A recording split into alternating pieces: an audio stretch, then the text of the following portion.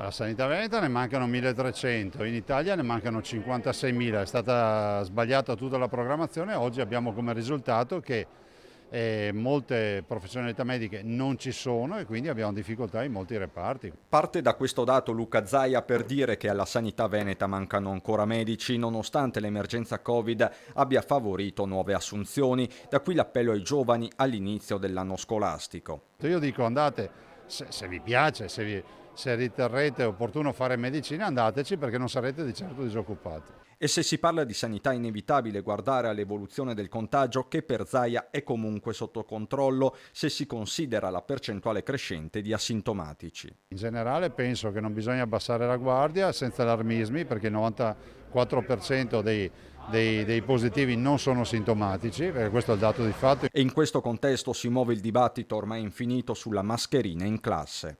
Noi abbiamo assistito a qualcosa di raccapricciante visto e considerato che sulla partita della scuola ancora a tutt'oggi non si è ben capito se la mascherina ci vuole o non ci vuole. Noi siamo dalla parte di quelli che dicono che ai bimbi non va messa la mascherina. L'altro fronte sono i cluster aziendali attualmente concentrati soprattutto nel Trevigiano, che qualcosa in questi casi non abbia funzionato lo dice lo stesso governatore. Il fatto che ci siano cluster aziendali è la dimostrazione che magari non ci sono state protezioni, non lo dico a livello aziendale, magari non ci sono state attenzioni nella vita privata. Certo è che se uno porta la mascherina, lo dico sempre, i nostri medici, 11.000 medici degli ospedali del Veneto che hanno lavorato col virus, hanno lavorato con il virus vivo, cattivo, sono infettati per l'1,8%. Insomma, la questione è matematica, mentre c'è poco di matematico nel cosiddetto negazionismo. A differenza di tutti gli altri cittadini che possono dire quello che pensano, possono dire che il virus non esiste, che il virus esiste, lo possono, io no.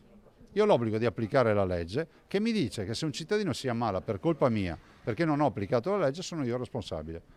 Della serie, se tu vuoi dire la tua lo puoi dire in tribuna sugli spalti del campo da calcio. Se sei a bordo campo sai che si gioca in 11 e si gioca con delle regole.